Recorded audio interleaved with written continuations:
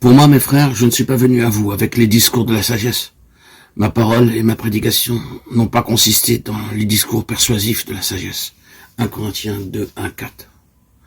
L'apôtre vient de rappeler comment Dieu choisit ses instruments pour l'accomplissement de ses desseins dans le monde. Il choisit les choses qui, humainement parlant, sont folles pour confondre les sages, celles qui sont faibles aux yeux du monde, pour confondre les fortes.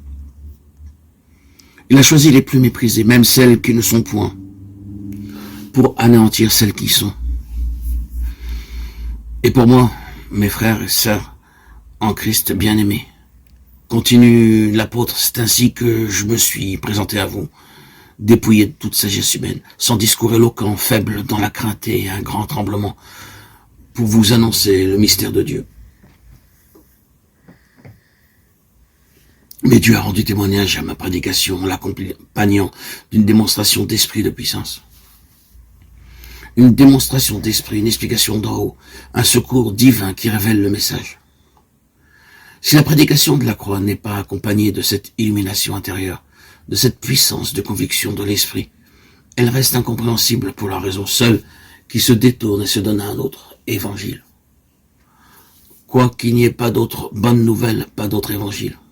Ou bien, il arrive aussi qu'une compréhension purement intellectuelle du message de la croix agisse sur la conscience comme un anesthésique, un soporifique. Parfois, enfin, hélas, la croix est matérialisée, on adore le symbole extérieur. Le message ne transforme pas, ne pénètre pas, ne s'empare pas de la vie. L'adversaire sait assez qu'il peut garder les âmes en sa dépendance sous couvert du signe de la croix. Aussi longtemps que l'illumination intérieure de l'esprit n'a pas révélé toutes les profondeurs et les richesses du message. Il n'est pas nécessaire que celui qui prêche la croix recourt aux paroles persuasives de l'éloquence et de la sagesse humaine pour que la puissance de Dieu se manifeste et rende cette prédication féconde. Au contraire, l'apôtre nous avertit que ceci voilerait le message, le cacherait.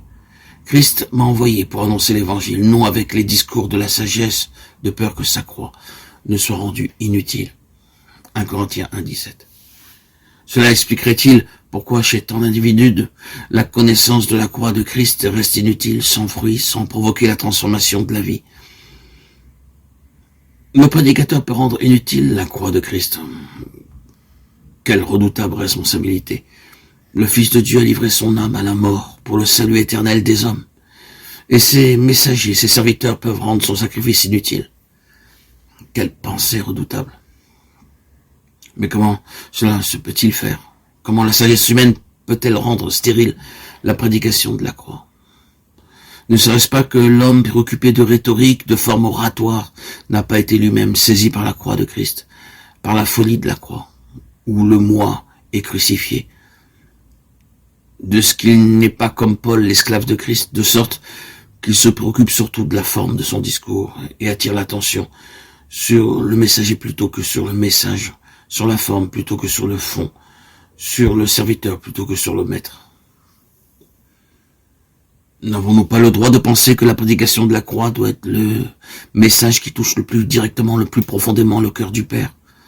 Et ne comprenons-nous pas qu'il refuse de bénir quiconque se sert du message au lieu de le servir? Dieu refuse que ceux qui annoncent la mort de son Fils